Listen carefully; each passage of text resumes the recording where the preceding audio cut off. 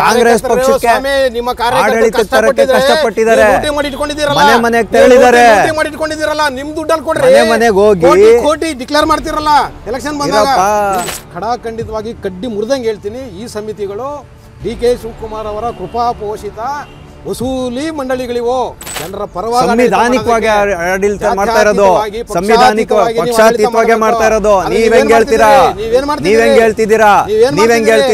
ಅಲ್ಲಿ ಇದಾರಲ್ಲ ಯಾರು DC-ಗಳು, ಅವ್ರ ಅನ್ನ ಕೆಳಗಡೆ ಇಳಿಸ್ಬಿಡಿ, ತಗೊಂಡೋಗಿ ನಿಮ್ ಕಾರ್ಯಕರ್ತನೇ ಕೂರಿಸಿ, ಅಲ್ಲಿ ನಿಮ್ಗೆ ನಾಚಿಕೆ ಕಾರ್ಯಕರ್ತನೇ ಕೂರಿಸ್ರಿ. ಅಧಿವೇಶನ ನೋಡ್ತಾ ಇರ್ತಾರೆ ಲಕ್ಷಾಂತರ ಜನ, ಈ ತರ ಬಾಯ್ ಬಂದಂಗ್ ಮಾತಾಡ್ತೀರಾ? ನಾಚಿಕೆ ಆಗಲ್ವಾ ನಿಮ್ಗೆ? ಅವ್ರಿಗೊಂದು ಬಂಗ್ಲೆನೂ ಕೊಟ್ಟಿದೀವಿ, ಕಾರು ಕೊಟ್ಟಿದೀವಿ, ಇವ್ರಿಗೆ ಯಾಕ್ರಿ ಹೊಟ್ಟೆವ್ರಿ? ಇವ್ರಿಗೆ ಯಾಕೆ ಹೊಟ್ಟೆವ್ರಿ? ಈ ಹೊಟ್ಟೆವ್ರಿ ಹೋಗ್ಬೇಕು, ಈ ಬಿಜೆಪಿ ಪಕ್ಷದ ಹೊಟ್ಟೆವ್ರಿ ಹೋಗ್ಬೇಕು, ಈ JDS ಪಕ್ಷದ ಹೊಟ್ಟೆವ್ರಿ ಹೋಗ್ಬೇಕು. ಟಿವಿ ವಿಕ್ರಮದ ಸಮಸ್ತ ವೀಕ್ಷಕರಿಗೆ ಆತ್ಮೀಯವಾದ ಸ್ವಾಗತ. ನಾನು ನಿಮ್ಮ ಜಯಂತ್ ಪಾಂಡೆ. ಸ್ನೇಹಿತರೆ, ವಿಧಾನಸಭೆಯಲ್ಲಿ ನಡೆಯುವಂಥ ಅಧಿವೇಶನಗಳನ್ನು ಹೆಚ್ಚಿನ ಅಂಶ ಜನ ಕನ್ನಡಿಗರು ನೋಡೋದಿಲ್ಲ. ಆದ್ದರಿಂದ ವಿಧಾನಸಭೆ ಅಧಿವೇಶನದಲ್ಲಿ ಯಾವ ರೀತಿಯಾಗಿ ಚರ್ಚೆಗಳು ನಡೆಯುತ್ತೆ, ಆಡಳಿತಾರೂಢ ಸರ್ಕಾರಗಳು ಯಾವ್ಯಾವ ರೀತಿಯಾಗಿ ಕಾನೂನುಗಳನ್ನು ಮಾಡಿ ಜನರಿಗೆ ಮಂಕುಬೂದಿಯನ್ನು ಎರಚ್ತಾರೆ, ಮತ್ತು ಯಾವ್ಯಾವ ರೀತಿಯಾಗಿ ಕಾನೂನಿನಲ್ಲಿ ಅನುಮೋದನೆಗಳನ್ನು ಪಡ್ಕೊಳ್ದೇನೆ ಸಮಿತಿಗಳನ್ನು ರಚನೆ ಮಾಡಿ ಜನರ ತೆರಿಗೆ ಹಣವನ್ನು ಪೋಲ್ ಮಾಡ್ತಾರೆ ಅನ್ನೋದನ್ನು ನಿಮ್ಮ ಮುಂದೆ ಇಡಬೇಕು ಅನ್ನೋಂಥ ಒಂದು ವಿನೂತನ ಪ್ರಯೋಗವನ್ನು ಇಂದು TV ವಿಕ್ರಮ ಮಾಡ್ತಾ ಇರ್ತಕ್ಕಂಥದ್ದು. ಅದರೊಳಗಾಗಿ ಈಗ ಪಂಚಭಾಗ್ಯಗಳನ್ನು ಏನು ಘೋಷಿಸಿದೆ ಕರ್ನಾಟಕ ರಾಜ್ಯ ಸರ್ಕಾರ, ಅದರಲ್ಲಿ ಇವಾಗ ಎಲ್ಲ ತಾಲೂಕು ಮಟ್ಟದಲ್ಲಿ, ಗ್ರಾಮಗಳ ಮಟ್ಟದಲ್ಲಿ ಒಂದು ಗ್ಯಾರಂಟಿ ಅನುಷ್ಠಾನ ಸಮಿತಿ ಅಂತ ರಚನೆ ಮಾಡ್ಕೊಂಡಿದ್ದಾರೆ ಇವರು. ಆದರೆ ಇದಕ್ಕೆ ಎಲ್ಲಿ ಅನುಮೋದನೆ ತಗೊಂಡಿದ್ದಾರೆ, ಇದು ಕಾನೂನಾತ್ಮಕವಾಗಿ ಇದಕ್ಕೆ ಅವಕಾಶ ಇದೆಯಾ ಅನ್ನೋಂಥ ಯಾವುದೇ ಒಂದು ವಿಷಯವನ್ನು ಚರ್ಚೆ ಮಾಡಿದ್ರು ಕೂಡ ಒಪ್ಕೊಳ್ಳೋಕ್ಕೆ ತಯಾರಿಲ್ಲ. ಹಾಗಾಗಿ ಇದನ್ನು ನಾವು ನಿಮ್ಮ ಮುಂದೆ ಪ್ರಸ್ತುತಪಡಿಸುವಂತಹ ಒಂದು ಪ್ರಯತ್ನವನ್ನು ಮಾಡ್ತಾ ಇದ್ದೀವಿ. ಇದಕ್ಕೆ ನಾವು ಕೊಟ್ಟಂತಹ ಹೆಸರು ಆಟೋವಾಲಾ ಮತ್ತು ಟ್ಯಾಕ್ಸಿವಾಲಾ ಅಂತ ಜುಗಲ್ಬಂದಿ. ಇದು ವೀಕ್ಷಕರ ಬೇಡಿಕೆ ಕೂಡ ಆಗಿತ್ತು. ನಮಗೆ ಬರ್ತಾ ಇದ್ದಂಥ ಕಾಮೆಂಟ್ಸ್ಗಳಲ್ಲಿ ಆಟೋವಾಲಾ ಮತ್ತು ಟ್ಯಾಕ್ಸಿವಾಲಾ ಒಂದು ಜುಗಲ್ಬಂದಿಯನ್ನು ಮಾಡಿ ಅಂತ ಒಂದು ರಿಕ್ವೆಸ್ಟ್ಗಳು ಬರ್ತಾಯಿತ್ತು. ಅದರಿಂದ ಈ ಒಂದು ವಿನೂತನ ಪ್ರಯತ್ನವನ್ನು ನಾವು ಮಾಡ್ತಾಯಿದ್ದೀವಿ. ಅಧ್ಯಕ್ಷರೇ ನಮಸ್ತೆ. ಇವತ್ತು ರಾಜ್ಯ ಸರ್ಕಾರ ಪುಕ್ಕಟೆ ಭಾಗ್ಯಗಳಿಗೆ ಅಸಂವಿಧಾನಿಕವಾಗಿ ಸಮಿತಿಗಳನ್ನ ರಚನೆ ಮಾಡಿ ಜನರ ದುಡ್ಡನ್ನು ಪೋಲ್ ಮಾಡೋದಕ್ಕೆ ಹೊರಟಿದೆ. ಇದ್ರ ಮೇಲೆ ಚರ್ಚೆಗಳಾಗಬೇಕಾಗಿದೆ. ಅದರ ಸಲುವಾಗಿ ಇವತ್ತು ಸದನದಲ್ಲಿ ನಮಗೆ ಕಾಲಾವಕಾಶ ಕೊಡಬೇಕು ಅಂತ ತಮ್ಮಲ್ಲಿ ವಿನಂತಿ ಮಾಡ್ಕೊಳ್ತಾ ಇದ್ದೀನಿ. ಸಂವಿಧಾನದ ಒಳಗಡೆ ಕೂಲಂಕುಷವಾಗಿ ನಮ್ಮ ಚರ್ಚೆ ಆಗಬೇಕು ವಿನಃ ವಿವಾದಕ್ಕೆ ಆಸ್ಪದವಾಗಬಾರದು. ಆ ರೀತಿಯಲ್ಲಿ ಈ ಸಭೆ ಪ್ರಾರಂಭ. ಮೊದಲನೇದಾಗಿ ಪುಕ್ಕಟ್ಟೆ ಭಾಗ್ಯ ಅಂತ ನೀವು ಹೇಳಂಗಿಲ್ಲ ವಿರೋಧ ಪಕ್ಷ ನಾಯಕರೇ. ಯಾಕೆ ಪುಕ್ಕಟ್ಟೆ ಭಾಗ್ಯ ಅಂತೀರಾ? ಜನಗಳಿಗೆ ಕೊಡ್ತಾ ಇಲ್ವಾ ನಾವು ದುಡ್ಡು? ತೆರಿಗೆ ಹಣ ಇರ್ಬೋದು, ಇನ್ನೊಂದು ಹಣ ಇರ್ಬೋದು, ನಮಗೆ ಬಹುಮತ ಇದೆ. ಹಂಗಾಗಿ ನಾವು ತೆರಿಗೆ ಹಣವನ್ನು ತಗೊಂಡು ಜನರ ತೆರಿಗೆ ದುಡ್ಡನ್ನ ಜನರಿಗೆ ತಲುಪಿಸ್ತಾ ಇದ್ದೀವಿ. ಇದರಲ್ಲಿ ನಿಮಗೇನು ಪ್ರಾಬ್ಲಮ್? ಅಧ್ಯಕ್ಷರೇ, ಇದು ನನಗೆ ಕೊಟ್ಟಿರೋ ಕಾಲಾವಕಾಶ.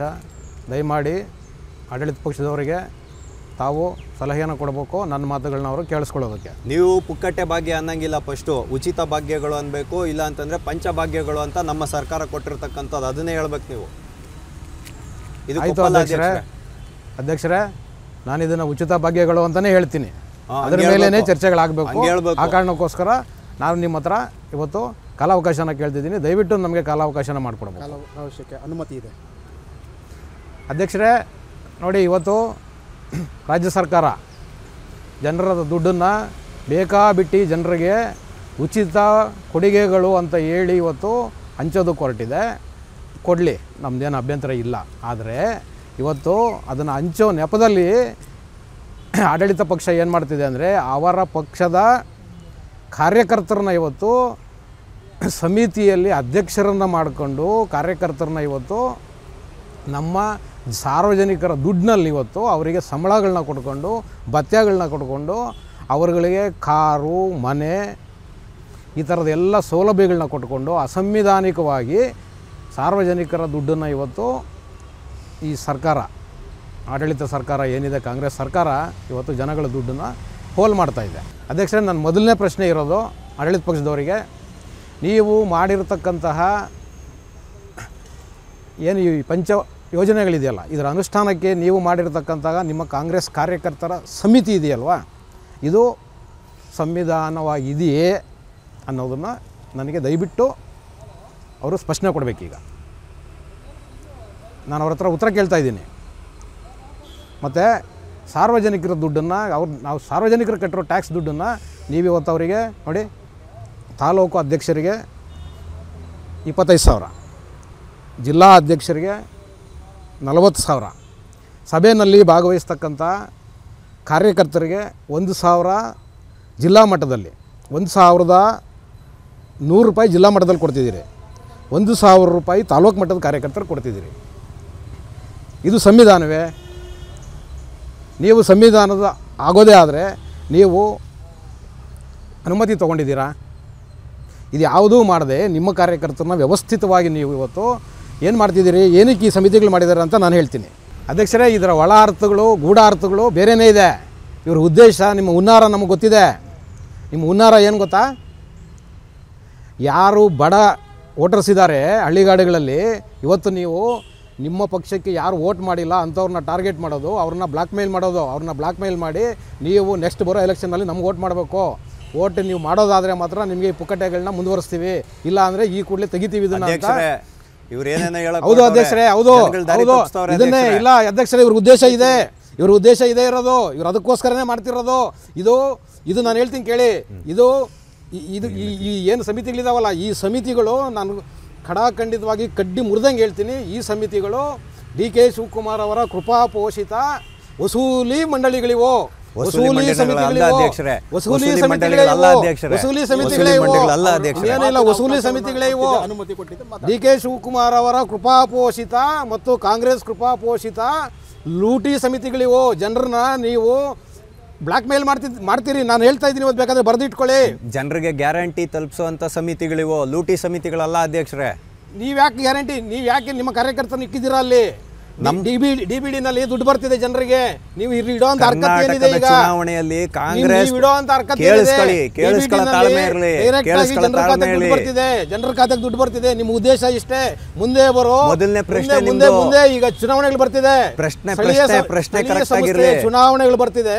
ಆ ಚುನಾವಣೆಗಳಲ್ಲಿ ನಿಮ್ಮ ಮತ ಬ್ಯಾಂಕನ್ನು ಗಟ್ಟಿ ಮಾಡ್ಕೊಳ್ಳೋದಕ್ಕೋಸ್ಕರ ಇವತ್ತು ನಿಮ್ಮ ಕಾರ್ಯಕರ್ತರಿಗೆ ಜನರ ತೆರಿಗೆ ದುಡ್ಡನ್ನು ಇವತ್ತು ಈ ರೀತಿ ಸಮಿತಿಗಳು ಮಾಡೋ ಮುಖಾಂತರ, ಸಮಿತಿಗಳನ್ನ ತೋರಿಸೋ ಮುಖಾಂತರ ನೀವು ಇವತ್ತು ಜನಗಳ ದುಡ್ಡನ್ನು ನೀವು ನಿಮ್ಮ ಕಾರ್ಯಕರ್ತರಿಗೆ ಹಂಚ್ತಿದ್ದೀರಿ.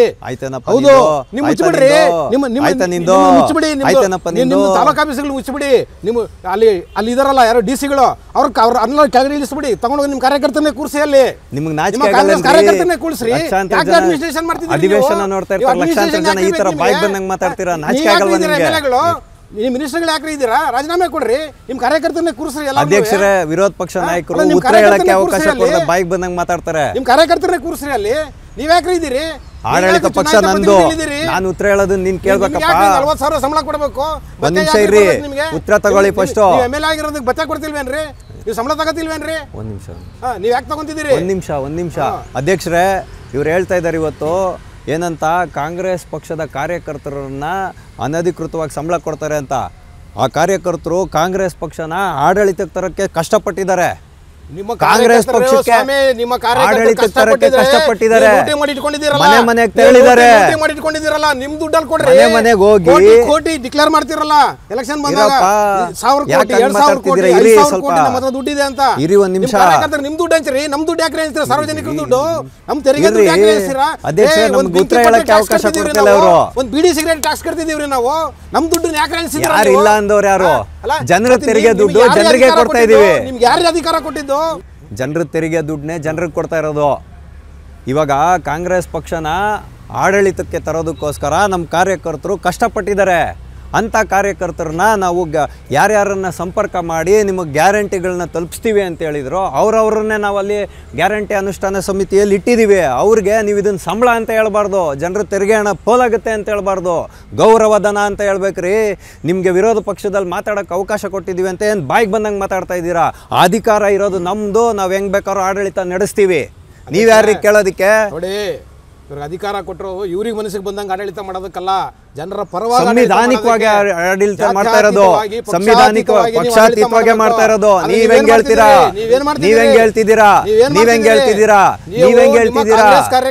ಬೆದರಿಸ್ತಾರೆ ಜನಗಳನ್ನ ಅಂತ ಹೆಂಗ್ ಹೇಳ್ತಿದ್ದೀರಾ ನೀವು? ಯಾವ ರೀತಿಯಾಗಿ ಜನರನ್ನ ಬೆದರಿಸ್ತಾರೆ ಅಂತ ಹೇಳ್ತಾ ಇದ್ದೀರಾ ನೀವು? ಸ್ನೇಹಿತರೆ, ನಾವಿಲ್ಲಿ ತೋರಿಸ್ತಾ ಇರೋದು ಇಷ್ಟೊತ್ತು ಆಗಿದಂತ ಚರ್ಚೆ ಏನಿದೆ ವಿಧಾನಮಂಡಲದಲ್ಲಿರ್ಬೋದು, ಸಂಸತ್ತಲ್ಲಿರ್ಬೋದು, ಜನರ ತೆರಿಗೆ ಹಣದ ಮೇಲೆ ಚರ್ಚೆಗಳು ನಡೀತಕ್ಕಂಥದ್ದು. ಈ ರೀತಿಯಾಗಿ ಕಾಗೆಗಳ ಥರ ಕಿರ್ಚಾಡಿದ್ರೆ ಜನರಿಗೆ ಏನು ಹೇಳ್ತಾ ಇದ್ದಾರೆ ಅನ್ನೋದು ಕೂಡ ಗೊತ್ತಾಗಲ್ಲ. ಅದಕ್ಕೆ ಈಗ ನಾವು ಇಲ್ಲೊಂದು ಅಣುಕು ಪ್ರದರ್ಶನದ ಮುಖಾಂತರ ಆರೋಗ್ಯಕರವಾದ ಚರ್ಚೆ ಹೆಂಗೆ ನಡಿಬೇಕು ಅನ್ನೋದನ್ನು ತೋರಿಸ್ಕೊಡ್ತೀವಿ. ಆರೋಗ್ಯಕರವಾದ ಚರ್ಚೆ ಆಗಬೇಕು. ಸಂವಿಧಾನದ ಕೆಳಗಡೆ ಏನಿದೆ ಅದು ಸಂವಿಧಾನಾತ್ಮಕವಾಗಿ ನಡೆಯುವಂಥ ಚರ್ಚೆ ಆಗಿರಬೇಕು. ಅಧ್ಯಕ್ಷರೇ, ನಾನು ಆಡಳಿತ ಪಕ್ಷದವರಿಗೆ ಪ್ರಶ್ನೆ ಕೇಳಕ್ಕೆ ಬಯಸ್ತೀನಿ. ನನಗೆ ಹೇಳಿ, ನೀವಿವತ್ತು ಏನು ಪಂಚ ಯೋಜನೆಗಳಿಗೆ ನೀವಿವತ್ತು ನಿಮ್ಮ ಸಮಿತಿಗಳು ಮಾಡಿದ್ದೀರಲ್ವಾ, ನನಗೆ ನೀವು ಉತ್ತರ ಕೊಡಿ. ಅದು ಸಂವಿಧಾನಿಕವಾಗಿದೆಯಾ? ಸಂವಿಧಾನಿಕವಾಗೇ ಇದೆ. ಹೇಗೆ ಹೇಳ್ತೀರಿ ನೀವು ಸಂವಿಧಾನಿಕವಾಗಿದೆ? ಸಂವಿಧಾನಿಕವಾಗೇ ಇದೆ. ಒಂದು ಸರ್ಕಾರ ಆದಮೇಲೆ ಒಂದು ಗ್ಯಾರಂಟಿ ಅನುಷ್ಠಾನ ಮಾಡೋದಕ್ಕೆ ಒಂದು ಸಮಿತಿಗಳು ಮಾಡ್ರೆ ಅದನ್ನ ಹೆಂಗೆ ನೀವು ಅಸಂವಿಧಾನಿಕ ಅಂತೀರಾ? ಆಡಳಿತಾರೂಢ ಸರ್ಕಾರ ಅಧಿಕೃತವಾಗಿ ಮಾಡಿರ್ತಕ್ಕಂಥದ್ದು ಅಲ್ಲ ಸ್ವಾಮಿ. ನೀವು ನಿಮ್ಮ ಕಾರ್ಯಕರ್ತರನ್ನ ದುಡ್ಡು ಹಂಚೋದಕ್ಕೆ ಬಿಡ್ತೀರಾ? ನೀವು ಕರ್ನಾಟಕ ಪೂರ್ತಿ ಸರ್ವೆ ಮಾಡ್ಕೊಂಬರ್ತೀರಾ? ಇವ್ರು ಕಾಂಗ್ರೆಸ್ ಕಾರ್ಯಕರ್ತ, ಇವನು BJP ಕಾರ್ಯಕರ್ತ, ಗ್ಯಾರಂಟಿ ಅನುಷ್ಠಾನದಲ್ಲಿರೋನು ಅಂತ? ಹೌದು. ನಿಮ್ಮ ಲೋಕಲಲ್ಲಿ ಮಾಡ್ಕೊಂಬನ್ನಿ ಪಟ್ಟಿ. ನಿಮ್ಮ ಲೋಕಲಲ್ಲಿ ನಿಮ್ಮ ಕಾರ್ಯಕರ್ತರು ಇದ್ದಾರಲ್ವ, ನಿಮ್ಮ ಕಾರ್ಯಕರ್ತರ ಹತ್ರ ಡೇಟಾ ಇಲ್ವೇನ್ರಿ? ಯಾವ ಮನೆಯವರು ಯಾವ ಪಕ್ಷಕ್ಕೆ ಓಟ್ ಹಾಕ್ತಾರೆ, ಯಾರಿಗೆ ನಿಷ್ಠೆ ಆಗಿದ್ದಾರೆ ಅನ್ನೋದು ನಿಮ್ಮ ಕಾರ್ಯಕರ್ತರು ಗೊತ್ತಿರಲ್ಲ? ನನ್ನ ಹತ್ರ ಇವತ್ತವರೆಗೂ ಕೇಳಿಸ್ಕೊಳ್ಳಿ, ನನ್ನ ಹತ್ರ ಇವಾಗವರೆಗೂ ಯಾವುದು ಬಂದಿಲ್ವಲ್ಲ ಆ ಥರ ಕಂಪ್ಲೇಂಟ್. ಕಾರ್ಯಕರ್ತರ ಹತ್ರ ಇದೆ, ಮುಂದೆ ಬರುತ್ತೆ. ನಾನು ಬರೋದಿಲ್ಲ. ನಿಮ್ಮ ಉದ್ದೇಶ ಇರೋದೇ ಒಂದೇ ಒಂದು. ನೀವು ಈ ಸಮಿತಿಗಳನ್ನ ಮಾಡಿರೋ ಉದ್ದೇಶನೇ ಒಂದು, ನೀವು ಮತದಾರರನ್ನ ಬೆದರಿಸಿ ಹೆದರಿಸಿ ಫ್ರೀ ಯೋಜನೆಗಳಿದೆಯಲ್ಲ, ಈ 5 ಯೋಜನೆಗಳನ್ನು ಇಟ್ಕೊಂಡು ನೀವು ಬೇರೆ ಪಕ್ಷಕ್ಕೆ ಓಟ್ ಹಾಕೋ ಮತದಾರರನ್ನ ನೀವು ಬೆದರಿಸೋದು ಕಾರಣಕ್ಕೋಸ್ಕರನೇ ಇವತ್ತು ನೀವು, ನಾನು ಹೇಳ್ತಾ ಇದ್ದೀನಿ, ನಿಮ್ಮ ಲೂಟಿ ಟೀಮ್ಗಳನ್ನು ಕರ್ನಾಟಕದ ಉದ್ದಗಲಕ್ಕೂ ನೀವು ಮಾಡಿಟ್ಟಿದ್ದೀರಿ ಇವತ್ತು. ಹೌದು ಅಧ್ಯಕ್ಷರೇ, ಇದು ಲೂಟಿ ಟೀಮೇ ಅಧ್ಯಕ್ಷರೇ. ಇದು ಮಾಡಿರೋದೇ ಇವರು ಲೂಟಿ ಟೀಮು. ಇದು ಕಾಂಗ್ರೆಸ್ ಪ್ರೇರಿತ ಲೂಟಿ ಟೀಮ್. ಇದು ದರೋಡೆಕೋರರ ಲೂಟಿ ಟೀಮ್. ಇದು ಇಲ್ಲಿ ಅಮಾಯಕರನ್ನ ಹಿಂಸೆ ಮಾಡ್ತಾರೆ ಇವರು ನೋಡಿ, ನಾನು ಹೇಳ್ತಾ ಇದ್ದೀನಿ, ಮುಂದೆ ಬರ್ತಕ್ಕಂಥ ಸ್ಥಳೀಯ ಚುನಾವಣೆಗಳಿಗೆ ಜನಗರನ್ನ ಬ್ಲ್ಯಾಕ್ ಮೇಲ್ ಮಾಡಿ ಇವರು ವೋಟ್ ಬ್ಯಾಂಕನ್ನು ಗಟ್ಟಿ ಮಾಡ್ಕೊಳ್ಳೋದೇ ಇವ್ರ ಉದ್ದೇಶ. ಯಾವ ಧರ್ಮದ ಕೆಲಸವೂ ಇಲ್ಲ ಇದರಲ್ಲಿ, ಏನು ಧರ್ಮನೂ ಇಲ್ಲ, ಎಂಥದೂ ಇಲ್ಲ ಇದರಲ್ಲಿ, ಜನರ ಉಪಯೋಗ ಬರುವಂಥದ್ದು ಇಲ್ಲ. ನಾನು ಹೇಳ್ತಾ ಇದ್ದೀನಿ ಕೇಳಿ, ಈಗಾಗಲೇ ಇವರು ಏನು 5 ಯೋಜನೆಗಳು ಕೊಟ್ಟಿದ್ದಾರಲ್ಲ, 5 ಯೋಜನೆಗಳಲ್ಲಿ ಒಂದಷ್ಟು ದುಡ್ಡು ಒಂದಷ್ಟು ಜನರಿಗೆ DBT ಮುಖಾಂತರ ಬರ್ತಿದೆ. ಸರ್ಕಾರದ ಹತ್ರ ಡೇಟಾ ಇಲ್ವೇನ್ರಿ? ನಿಮ್ಮ ಕಾರ್ಯಕರ್ತರ ತೆಗಿಬೇಕಾ ನೀವು ಡೇಟಾನ? ಸರ್ಕಾರ ಏನ್ರಿ ಮಾಡ್ತಿದೆ? ಕಾರ್ಯಾಂಗ ವ್ಯವಸ್ಥೆ ಇರ್ಬೋದು, ಕೇಳಿಸ್ಕೊಳ್ರಿ ವಿರೋಧ ಪಕ್ಷ ನಾಯಕರೇ, ಕೇಳ್ರಿ. ನೀವು ಕಾರ್ಯಕರ್ತನ ಅಪಾಯಿಂಟ್ ಮಾಡಿರೋದೇ ನಿಮ್ಮ ವೋಟ್ ಬ್ಯಾಂಕ್ ನ ಗಟ್ಟಿ ಮಾಡ್ಕೊಳ್ಳೋದಕ್ಕೋಸ್ಕರ. ಹೆಂಗೆ ಗಟ್ಟಿ ಮಾಡ್ಕೊಳ್ತಿದ್ದೀರಿ? ಜನರನ್ನ ಬೆದರಿಸ್ತಿದ್ದೀರಿ. ಅಧ್ಯಕ್ಷರೇ, ಇವ್ರನ್ನ ಸುಮ್ಮನೆ ಇರಿಸಿ, ಇವರು ಇಲ್ಲ ಸಲ್ಲದ ಆರೋಪ ಮಾಡ್ತಾರೆ. ಹಾಕೋದಕ್ಕೋಸ್ಕರನೇ ಈ ಸಮಿತಿಗಳು ಮಾಡಿರೋದು. ನಿಮ್ಮ ಅನುಮೋದನೆ ಏನಿದೆ ಹೇಳಿದ್ದಾರೆ, ಅವರು ಏನು ಹೇಳ್ತಾರೆ ನಾವು ಕೇಳೋದು ಮುಂದೆ. ನೋಡಿ, ಕಾಂಗ್ರೆಸ್ ಕಾರ್ಯಕರ್ತರು ತುಂಬ ಕಷ್ಟಪಟ್ಟು ಮನೆ ಸರ್ವೆ ಮಾಡಿ ಪ್ರತಿಯೊಬ್ಬರೂ ಪಂಚಭಾಗ್ಯಗಳನ್ನು ತಲುಪಿಸ್ತೀವಿ ಅಂತ ಹೇಳಿದ್ದಾರೆ. ಅಲ್ಲಲ್ಲಿನ ಸ್ಥಳೀಯ ಕಾರ್ಯಕರ್ತರಿಗೆ ಯಾರ್ಯಾರು ಮನೆಯಲ್ಲಿ ಪರಿಸ್ಥಿತಿ ಹೆಂಗಿದೆ ಅನ್ನೋದನ್ನು ಸರ್ವೆ ಮಾಡೋದಕ್ಕೋಸ್ಕರ ನಾವು ಈ ಟೀಮ್ ಮಾಡಿದ್ದೀವಿ. ಮತ್ತು ನಾವು 51,300 ಚಿಲ್ಲರೆ ಕೋಟಿ ಏನು ಮೀಸಲಾಗಿಟ್ಟಿದ್ದೀವಿ ಪಂಚಭಾಗ್ಯಗಳನ್ನ ಕೊಡೋದಕ್ಕೆ, ಅದನ್ನು ಅವ್ರು ಹೋಗಿ ಮನೆಗೆ ಸರ್ವೆ ಮಾಡ್ತಾರೆ. ಅದರಲ್ಲಿ ನಾವು ತುಂಬ ವ್ಯಯ ಮಾಡ್ತಾ ಇರೋದು ಈ ಸಮಿತಿಗಳಿಗೆ ತುಂಬ ಕಡಿಮೆ ರೀ, 1,500 ಕೋಟಿ ಅಷ್ಟೇ. ನೀವೇನು ಮಾತಾಡೋದು? ಅಧ್ಯಕ್ಷರೇ, ಇವರು ಅದು ಕೂಡ ಸುಳ್ಳು ಹೇಳ್ತಿದ್ದಾರೆ ಅಧ್ಯಕ್ಷರೇ.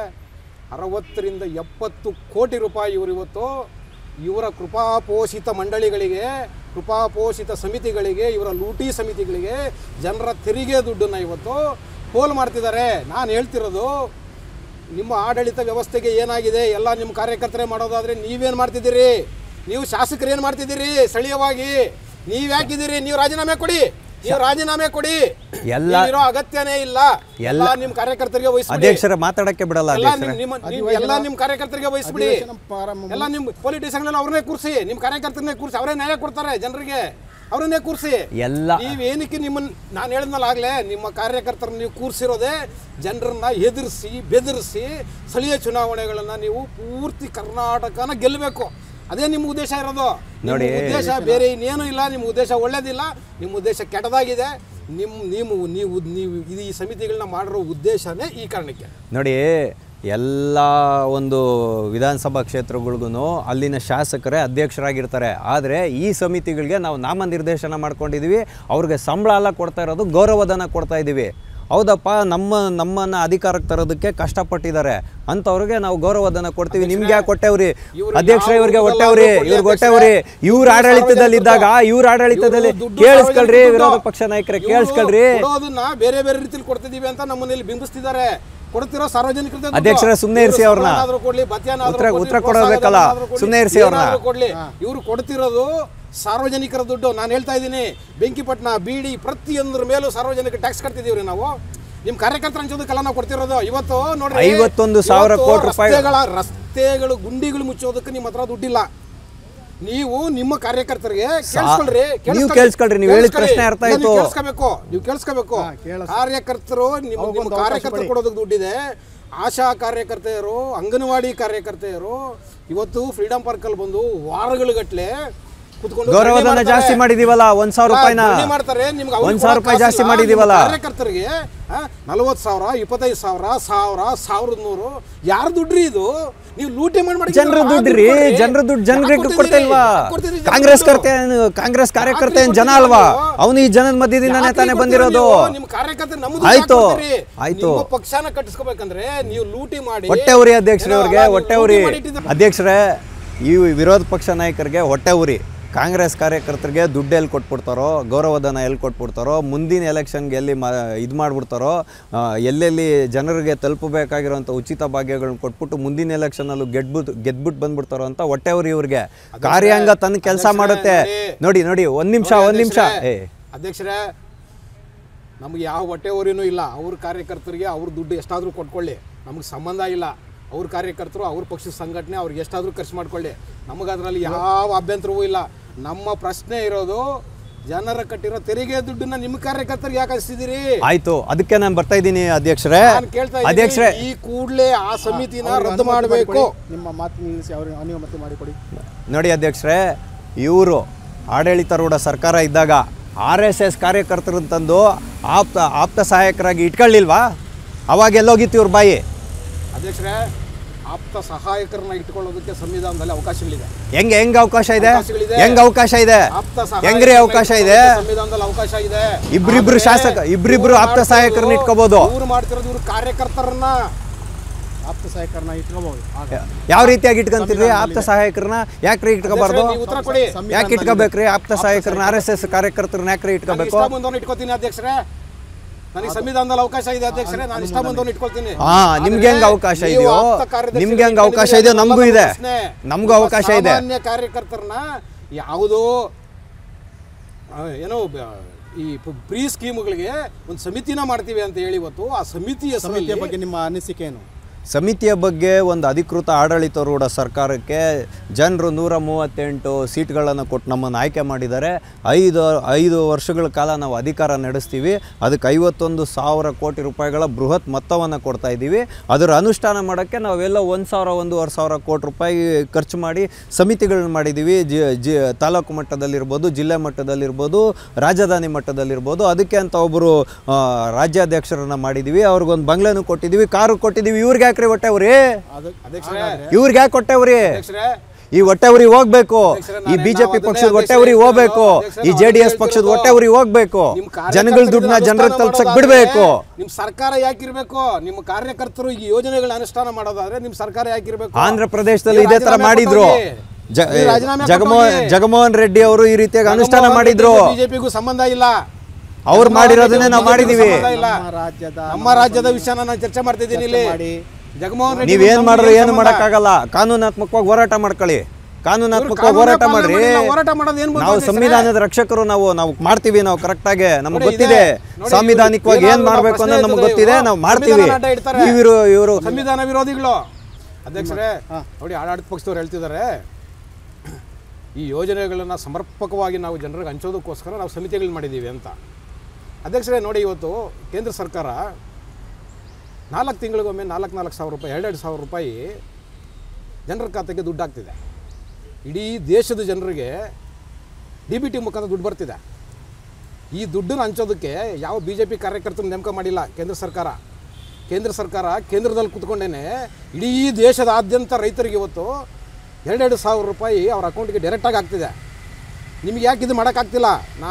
ಅಧ್ಯಕ್ಷರೇ, ನಾನು ಅದಕ್ಕೋಸ್ಕರನೇ ಹೇಳ್ತಾ ಇದ್ದೀನಿ, ಇವ್ರ ಉದ್ದೇಶ ಜನರಿಗೆ ಈ ಉಚಿತ ಭಾಗ್ಯಗಳ ಸೌಲಭ್ಯಗಳನ್ನ ಜನರಿಗೆ ತಲುಪಿಸೋದು ಇವ್ರ ಉದ್ದೇಶ ಅಲ್ಲ. ಇವ್ರ ಉದ್ದೇಶ ತುಂಬ ಸ್ಪಷ್ಟವಾಗಿದೆ. ಅದರ ಹೆಸರು ಹೇಳ್ಕೊಂಡು ಜನರನ್ನ ಹೋಗಿ ಬ್ಲಾಕ್ ಮೇಲ್ ಮಾಡಿ ಯಾರ ಮತದಾರರು ಬೇರೆ ಪಕ್ಷಗಳವರಿಗೆ ಯಾವ ಮತದಾರರು ಬೇರೆ ಪಕ್ಷಕ್ಕೆ ವೋಟ್ ಮಾಡ್ತಿದ್ದಾರೆ ಆ ಮತದಾರರನ್ನ ಬೆದರಿಸಿ ಆ ಮತದಾರರನ್ನ ನೀವು ನಿಮ್ಮ ಕಡೆ ಹೇಳ್ಕೊಳ್ಳೋ ಒಂದು ಅತಿ ದೊಡ್ಡದಾದಂತ ಒಂದು ಹುನ್ನಾರ. ಅಧ್ಯಕ್ಷರೇ, ಇದು ರೆಕಾರ್ಡ್ ಹೋಗಬಾರ್ದು ಅಧ್ಯಕ್ಷರೇ. ಇದು ರೆಕಾರ್ಡ್ ಹೋಗಬಾರ್ದು ಅಧ್ಯಕ್ಷರೇ. ಬ್ಲಾಕ್ ಮೇಲ್ ಅನ್ನೋದು ರೆಕಾರ್ಡ್ ಅಲ್ಲಿ ಇರಬಾರ್ದು ಅಧ್ಯಕ್ಷರೇ. ರೆಕಾರ್ಡ್ ಹೋಗಬಾರ್ದು, ಕಡತಕ್ಕೆ ಹೋಗಬಾರ್ದು ಅಧ್ಯಕ್ಷರೇ. ಇದರ ಗೂಢಾರ್ಥಗಳು ಇದೆ. ಇವರ ಉದ್ದೇಶನೇ ಇದು, ಇವರ ಸಮಿತಿಗಳ ಸ್ಥಾಪನೆನೇ ಇದು. ಈ ಸಮಿತಿಗಳನ್ನು ಕೂಡ ನಮ್ಮ ದುಡ್ಡಲ್ಲಿ, ಸಾರ್ವಜನಿಕರ ದುಡ್ಡಲ್ಲಿ, ನಮ್ಮ ಟ್ಯಾಕ್ಸ್ ದುಡ್ಡಲ್ಲಿ ಇವರು ಇವತ್ತು ಮಾಡಕೊಟ್ಟಿದ್ದಾರೆ. ನಾನು ಆಗ್ಲೇ ಹೇಳ್ದಂಗೆ ಕೇಂದ್ರ ಸರ್ಕಾರ ಯಾವ ಕಾರ್ಯಕರ್ತರನ್ನು ಇಟ್ಟಿಲ್ಲ ಅಧ್ಯಕ್ಷರೇ. ಹೊಟ್ಟೆ ಉರಿ ಅಧ್ಯಕ್ಷರೇ, ಎಲ್ಲಿ ಜನ ಕಾಂಗ್ರೆಸ್ ಮತ ಹಾಕ್ಬಿಡ್ತಾರೋ ಅಂತ ಹೊಟ್ಟೆ ಉರಿ ಅಧ್ಯಕ್ಷರೇ. ಇವ್ರಿಗೆ ನುಡಿದಂತೆ ನಡೆದಿರೋ ಸರ್ಕಾರ ಸಿದ್ದರಾಮಯ್ಯ ಇಟ್ಕೊಳ್ಳಿ ಅಧ್ಯಕ್ಷರೇ. ಇವ್ರು ಅದನ್ನೇ ಮಾಡ್ತಿದ್ದಾರೆ. ಸಿದ್ದರಾಮಯ್ಯ ಸರ್ಕಾರ ನುಡಿದಂತೆ ನಡೆದಿರೋ ಸರ್ಕಾರ. ಅದಕ್ಕೋಸ್ಕರ ನಾವು ಕೊಟ್ಟಿರುವಂತ ಎಲ್ಲ ಇದನ್ನ ಮ್ಯಾನಿಫೆಸ್ಟೋದಲ್ಲಿ ಹೇಳಿರೋದನ್ನ ಎಲ್ಲಾನು ನಾವು ಪೂರೈಸಿದೀವಿ. ಇವ್ರು ಹೇಳೋ ತರ ನುಡಿದಂಗೆ ನಡೆದು ನೀವು ಸಾಲ ಮಾಡಿಲ್ವಾ? ಹೊಟ್ಟೆ ಉರಿ ಯಾಕೆ ನಿಮ್ಗೆ? 2 ವರ್ಷದಲ್ಲಿ ಅವರ ಕಾರ್ಯಕ್ರಮಗಳು ವ್ಯವಸ್ಥಿತವಾಗಿ ಅನುಷ್ಠಾನ ಆಗಿದ್ರೆ ಈ ಸಮಿತಿಗಳನ್ನ ಮಾಡೋ ಅಗತ್ಯ ಏನಿತ್ತು ಸ್ವಾಮಿ? ಅದು ಹರ್ಕತ್ ಏನಿತ್ತು ಸ್ವಾಮಿ? ಅಂದರೆ ಅವ್ರು ಒಪ್ಕೋತಿದ್ದಾರೆ ಇವರ ಏನು 5 ಯೋಜನೆಗಳಿದಾವಲ್ಲ, 5 ಉಚಿತ ಯೋಜನೆಗಳು, ಆ 5 ಉಚಿತ ಯೋಜನೆಗಳು. ಅಧ್ಯಕ್ಷರೇ, ನಾನು ನಿಮ್ಮ ಮೂಲಕ ಒಂದು ಮಾತು ಹೇಳಕ್ಕೆ ಇಷ್ಟಪಡ್ತೀನಿ. ವಿರೋಧ ಪಕ್ಷ ನಾಯಕರು ಸುಮ್ಮನೆ ಇರಬೇಕು ದಯವಿಟ್ಟು. ಹಾಗಾಗಿ ಅದನ್ನ ಈಗ ಮಾಡ್ತೀವಿ ಅಂತ ಹೇಳ್ಬಿಟ್ಟು ಸಮಿತಿಗಳು ಮಾಡ್ತೀವಿ. ಇವರು ಎಷ್ಟೇ ಹೊಟ್ಟೆ ಜನರಿಗೆ ಗುಬೆ ಕೂರಿಸ್ತಿದ್ದಾರೆ. ಇವರು ಜನರಿಗೆ ಸುಳ್ಳು ಹೇಳ್ಕೊಂಡು ತಿರುಗ್ತಿದ್ದಾರೆ ಇವರು. ಅಧ್ಯಕ್ಷರೇ, ಇವ್ರಿಗೆ ತುಂಬ ಹೊಟ್ಟೆ ಉರಿ ಬಂದಿದೆ. ಹೆಂಗೆ ಉಚಿತ ಭಾಗ್ಯಗಳಿಂದ ಸ್ತ್ರೀಯರಲ್ಲಿ ಸಬಲೀಕರಣ ಆಗ್ತಾ ಇದೆ, ಸಮಾಜದಲ್ಲಿ ಯಾವ ರೀತಿಯಾಗಿ ಇದು ಪರಿಣಾಮ ಬೀರ್ತಾ ಇದೆ ಅಂತ ಹೇಳಿದ್ರೆ ಎಲ್ರಿಗೂ ಅನುಕೂಲ ಆಗ್ತಾ ಇದೆ. ಅದನ್ನ ನೋಡಿ ಇವ್ರಿಗೆ ಹೊಟ್ಟೆ ಉರಿ ತಡ್ಕೊಳಕ್ಕಾಗ್ತಾ ಇಲ್ಲ. ಅದಕ್ಕೆ ಎಂಥದ್ದೇ ಕಷ್ಟ ಬಂದ್ರೂ ಸಿದ್ದರಾಮಯ್ಯ ಸರ್ಕಾರ ನುಡ್ದಂತೆ ನಡೆಯೋದು. ಸಾಲ ತರ್ತೀವೋ, ಸೋಲ ಮಾಡ್ತೀವೋ, ಏನು ಮಾಡ್ತೀವೋ, ಒಟ್ಟಿನಲ್ಲಿ ಜನರಿಗೆ ಹೇಳ್ದಂಗೆ ನಾವು ನಡ್ಕೊಳ್ತೀವಿ. ಹಂಗಾಗಿ ಯಾವುದೇ ಉಚಿತ ಭಾಗ್ಯಗಳನ್ನು ನಾವು ನಿಲ್ಸೋಕ್ಕೆ ಬಿಡೋದೇ ಇಲ್ಲ ಇವ್ರ ಹೊಟ್ಟೆ ಉರಿ ತಣ್ಣಗಾಗಕ್ಕೆ. ಅಧ್ಯಕ್ಷರೇ, ಇವ್ರು ಹೇಳ್ತಿರೋದೆಲ್ಲ ಸುಳ್ಳು. ಇವ್ರು ಏನು ಪುಕ್ಕಟ್ಟೆ ಭಾಗ್ಯ ಕೊಡ್ತಿದೀವಿ ಅಂತ ಹೇಳ್ತಿದ್ರಲ್ಲ, ಪುಕ್ಕಟ್ಟೆ ಭಾಗ್ಯ ಅನ್ನಂಗಿಲ್ಲ ರೀ. ಫ್ರೀ ಕೊಡ್ತಿದೀವಿ. ಫ್ರೀ ಉಚಿತ. ನಿನಗೂ ಫ್ರೀ, ಕಾಕಾ ಸಾಹೇಬನಿಗೂ ಫ್ರೀ ಅಂತ ಏನು ಹೇಳಿದ್ರಲ್ಲ ಇವರು.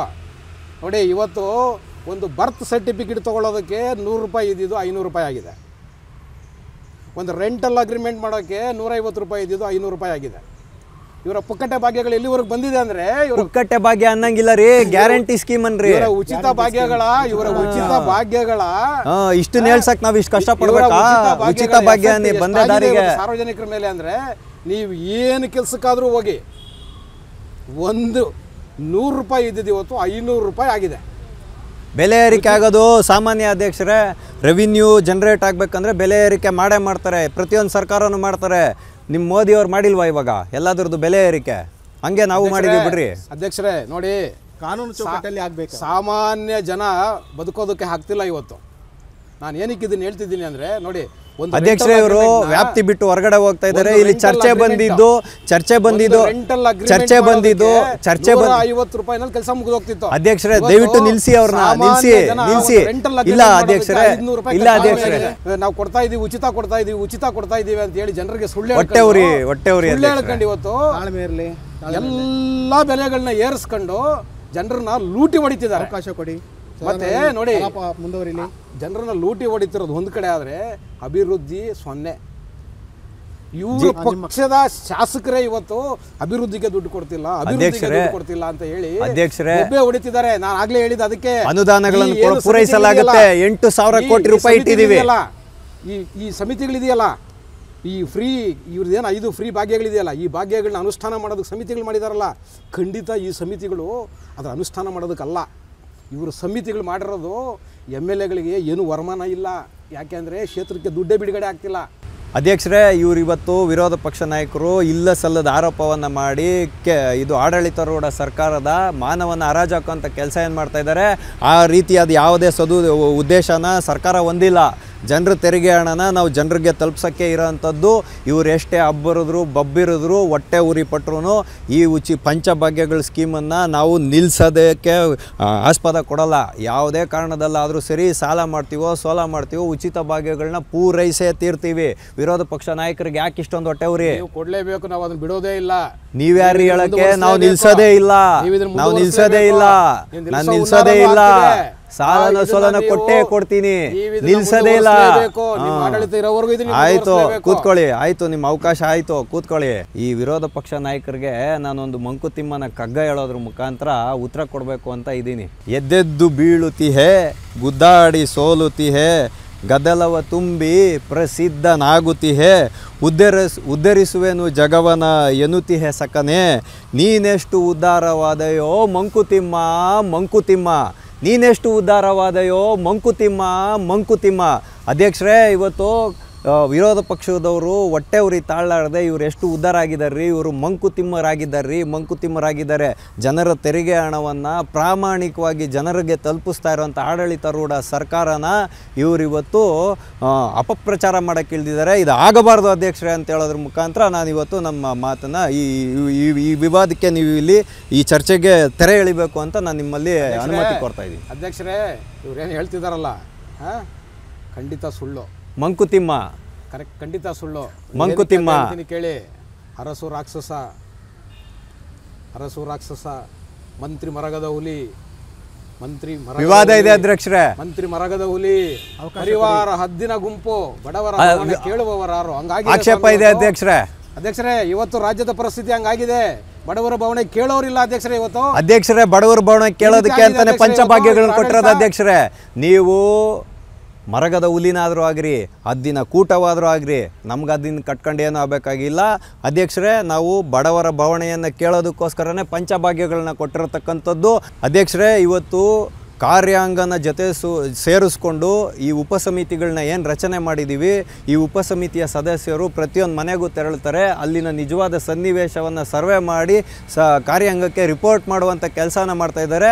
ಈ ವಿರೋಧ ಪಕ್ಷ ನಾಯಕರು ಇಲ್ಲಿ ಇದು ಸತ್ಯಕ್ಕೆ ದೂರವಾದಂಥ ವಿಚಾರಗಳನ್ನ ಹೇಳ್ತಾ ಹೊಟ್ಟೆ ಒಳಗಡೆ ಉರಿ ಇಟ್ಕೊಳ್ತಾ ಈ ರೀತಿಯಾಗಿ ಮಾತಾಡ್ತಾ ಇದ್ದಾರೆ ಅಧ್ಯಕ್ಷರೇ. ಇದಕ್ಕೆ ಅವಕಾಶ ಕೊಡಬಾರ್ದು. ಹಂಗಾಗಿ ಈ ಚರ್ಚೆನ ಇಲ್ಲೇ ಮುಗಿಸ್ಬೇಕು. ನಾವು ಮಾಡಿರೋದು ಎಲ್ಲವೂ ಸರಿ.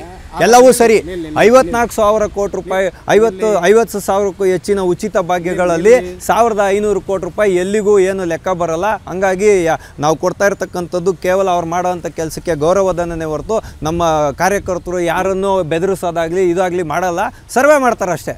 ಇವಾಗ ಅಧ್ಯಕ್ಷರೇ, ಇವ್ರ ಉದ್ದೇಶ ಬೆದರಿಸೋ ಉದ್ದೇಶನೇ. ಆ ಕಾರಣಕ್ಕೋಸ್ಕರನೇ ಈ ಸಮಿತಿಗಳು ಮಾಡೋದು. ನಾನು ಆಗಲೇ ಹೇಳ್ದಂಗೆ ಇದು ಕಾಂಗ್ರೆಸ್ ಪ್ರೇರಿತ ಲೂಟಿ. ಮಂಕುತಿಮ್ಮ ಇಬ್ಬರು ಇಲ್ಲಿ ಇಷ್ಟೇ ಹೇಳೋದು. ಅವ್ರು ಆಲ್ರೆಡಿ ಕೇಳಿದರೆ ಕಿಸಾನ್ ಯೋಜನೆಯಲ್ಲಿ ಅಡಿಯಲ್ಲಿ ಎಲ್ಲವೂ ನೇರವಾಗಿ ಅವರವರ ಕಿಸಾನ್ ಯೋಜನೆಯ ಖಾತೆಗೆ ಸಂತೃಪ್ತಿಯಾಗಿ ಸೇರ್ತಾ ಇದೆ ಅಂತ ಹೇಳಿದ್ದಾರೆ. ಅದನ್ನು ಬಿಟ್ಟು ನಿಮ್ಮ ಸಮಿತಿಯಲ್ಲಿ ಸಂವಿಧಾನಾತ್ಮಕವಾಗಿದ್ದರೆ ಅದನ್ನು ಮುಂದುವರಿಸಬಹುದು. ಕಾನೂನಾತ್ಮಕವಾಗಿ ಹೋರಾಟ ಮಾಡ್ಕೊಳ್ಳಿ ಅಧ್ಯಕ್ಷರೇ, ಕಾನೂನಾತ್ಮಕವಾಗಿ ಹೋರಾಟ ಮಾಡ್ಕೊಳ್ಳಿ, ನ್ಯಾಯ ತೀರ್ಮಾನ ಮಾಡಿ. ಸಂವಿಧಾನದಲ್ಲಿ ಏನಿದೆ ಅದನ್ನು ಸಮಿತಿ ಮಾಡಿ ಮುಂದುವರಿಸಬಹುದು. ಸ್ನೇಹಿತರೆ, ಇದಾಗಿತ್ತು ಉಚಿತ ಭಾಗ್ಯಗಳಿಗೋಸ್ಕರ ಕರ್ನಾಟಕ ರಾಜ್ಯ ಸರ್ಕಾರ ಮಾಡಿರುವಂತಹ ಉಪಸಮಿತಿಗಳ ಕುರಿತಾಗಿ ನಿನ್ನೆ ಅಧಿವೇಶನದಲ್ಲಿ ನಡೆದ ಚರ್ಚೆಯ ಒಂದು ಅಣುಕು ಪ್ರದರ್ಶನ. ಇದು ಕಾನೂನಾತ್ಮಕವಾಗಿದೆಯೋ ಕಾನೂನಾತ್ಮಕವಾಗಿಲ್ವೋ, BJPಯವರಿದ್ದಾಗ ಆಪ್ತ ಸಹಾಯಕರನ್ನ ಇಟ್ಕೊಳ್ಳೋದಕ್ಕೆ ಅವಕಾಶ ಇತ್ತು. ಯಾಕೆ ಅಂತ ಹೇಳಿದ್ರೆ ಇಬ್ಬರು ಆಪ್ತ ಸಹಾಯಕರನ್ನು ಒಬ್ಬ ಶಾಸಕರು ಇಟ್ಕೊಳ್ಳೋಕ್ಕೆ ಅವಕಾಶ ಇರುತ್ತೆ. ಅದರಲ್ಲಿ ಒಬ್ಬರನ್ನ ಸರ್ಕಾರ ನೇರವಾಗಿ ಕೊಡುತ್ತೆ, ಇನ್ನೊಬ್ಬರನ್ನ ಅವ್ರಿಗೆ ಇಷ್ಟವಾದಂಥ ವ್ಯಕ್ತಿಯನ್ನು ಇಟ್ಕೊಳ್ಳಿಕ್ಕೆ ಅವಕಾಶ ಇದೆ ಅಂತ ಹೇಳ್ತಕ್ಕಂಥದ್ದು ನನ್ನಂಥ ಸಾಮಾನ್ಯ ಚಾಲಕನವ್ರಿಗೂ ತಿಳಿದಿರತಕ್ಕಂತಹ ಒಂದು ಮಾಹಿತಿ. ಆದರೆ ಈ ರೀತಿಯಾಗಿ ಸಂವಿಧಾನಿಕವಾಗಿ ನಡೆಸ್ತೀವಿ ಅಂತ ಹೇಳುವಂಥ ಕಾಂಗ್ರೆಸ್ ಪಾರ್ಟಿ ಇವತ್ತು ಅಧಿವೇಶನದಲ್ಲಿ ಯಾವುದೇ ವಿಧವಾದಂಥ ಅಂಗೀಕಾರವನ್ನು ಪಡ್ಕೊಳ್ಳದೆ ಉಪಸಮಿತಿಗಳ ಬಗ್ಗೆ ಈ ರೀತಿಯಾಗಿ ಹೇಗೆ ನೇರವಾಗಿ ಕಾರ್ಯಾಂಗವನ್ನು ಬದಿಗೆ ಸರಿಸಿ ಈ ರೀತಿಯಾಗಿ ಒಂದು ಸಮಿತಿಗಳನ್ನ ರಚನೆ ಮಾಡಿದ್ದಾರೆ, ಇದು ಕಾನೂನಾತ್ಮಕವಾಗಿ ಸರಿಯೇ ತಪ್ಪೆ ಅನ್ನೋ ಪ್ರಶ್ನೆಯನ್ನು ನಾವು ನಮ್ಮೆಲ್ಲ 233 ಶಾಸಕರ ಮುಂದೆ ಇಡೋದ್ರ ಮುಖಾಂತರ, ಮಾನ್ಯ ಸ್ಪೀಕರ್ ಅವರ ಮುಂದೆ ಇಡೋದ್ರ ಮುಖಾಂತರ, ನಾವು ನಮ್ಮ ಸಮಸ್ತ ಸಾರ್ವಜನಿಕರ ಮುಂದೆ ಇಡೋದ್ರ ಮುಖಾಂತರ ಈ ಚರ್ಚೆಗೆ ಇಲ್ಲಿ ನಾವು ಅಲ್ಪ ಮಟ್ಟಿಗಿನ ಅಂತ್ಯವನ್ನು ಆಡ್ತಾ ಇದ್ದೀವಿ. ಯಾಕೆ ಅಂತ ಹೇಳಿದ್ರೆ ಈ ಸಮಿತಿಯಲ್ಲಿರ್ತಕ್ಕಂಥವ್ರು ಹೆಚ್ಚಿನ ಅಂಶ ಕಾಂಗ್ರೆಸ್ ಪಕ್ಷದ ಕಾರ್ಯಕರ್ತರೇ ಇರ್ತಾರೆ. ಅವರು ಮನೆಗೆ ತೆರಳಿ ಅಲ್ಲಿರ್ತಕ್ಕಂತಹ ವ್ಯಕ್ತಿ ಯಾರಿರ್ತಾರೆ ಫಲಾನುಭವಿಗಳು, ಅವರು BJP ಸಪೋರ್ಟರ್ಸಾ, JDS ಸಪೋರ್ಟರ್ಸಾ ಅಥವಾ ಬೇರೆ ಪಕ್ಷದ ಸಪೋರ್ಟರ್ಸಾ ಅನ್ನೋದನ್ನು ಸರಳವಾಗಿ ತಿಳ್ಕೊಳ್ಳುವಂತಹ ಒಂದು ಪ್ರಕ್ರಿಯೆಗೆ ಇದು ದಾರಿ ಮಾಡಿಕೊಡುತ್ತೆ. ಹಾಗಾಗಿ ಇದು ಆಂಧ್ರ ಪ್ರದೇಶದಲ್ಲೂ ಕೂಡ ಜಗನ್ಮೋಹನ್ ರೆಡ್ಡಿ ಅವರಿದ್ದಾಗ ಇದೇ ರೀತಿಯಾಗಿ ಸಮಿತಿಗಳನ್ನು ಮಾಡಿ ಅದು ಕೊನೆಗೆ ನ್ಯಾಯಾಲಯದಲ್ಲಿ ಹೋಗಿ ಬರ್ಖಾಸ್ತಾ ಇತ್ತು ಆ ಸಮಿತಿ. ಹಾಗಾಗಿ ಜನರ ತೆರಿಗೆ ದುಡ್ಡು ಯಾವುದೇ ವಿಧವಾದಂಥ ಒಂದು ಪಕ್ಷಕ್ಕೆ ಕೆಲಸ ಮಾಡುವಂಥ ಕಾರ್ಯಕರ್ತನಿಗೆ ಹೋಗಬಾರ್ದು. ಯಾರು ನಿಜವಾದ ಫಲಾನುಭವಿಗಳಿದ್ದಾರೋ ಅವರಿಗೆ ತಲುಪಿಸೋದಕ್ಕೆ ಕಾರ್ಯಾಂಗ ಅನ್ನೋದಿದೆ ನಮ್ಮಲ್ಲಿ. ಅಂದರೆ ತಹಸೀಲ್ದಾರ್ ಇರ್ಬೋದು, DC ಇರ್ಬೋದು, DBT ಸಿಸ್ಟಮ್ ಇರ್ಬೋದು, ಎಲ್ಲ ಇದೆ. ಅದ್ರ ಮುಖಾಂತರ ಹೋಗಬೇಕು ಅನ್ನೋ ವಿಚಾರನ ನಮ್ಮ ವೀಕ್ಷಕರ ಮುಂದೆ ಇಡೋದ್ರ ಮುಖಾಂತರ ಇಂದಿನ ಜುಗಲ್ಬಂದಿಗೆ ನಾವಿವತ್ತು ಅಲ್ಪ ವಿರಾಮವನ್ನು ಹಾಕ್ತಾಯಿದ್ವಿ.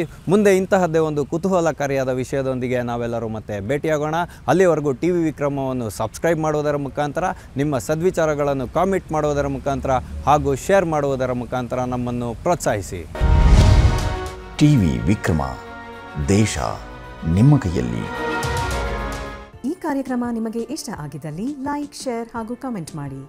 TV ವಿಕ್ರಮದ ಕಾರ್ಯಕ್ರಮಗಳನ್ನು ನಿರಂತರವಾಗಿ ವೀಕ್ಷಿಸಲು ಸಬ್ಸ್ಕ್ರೈಬ್ ಮಾಡಿ, ಬೆಲ್ ಐಕನ್ ಒತ್ತಿ.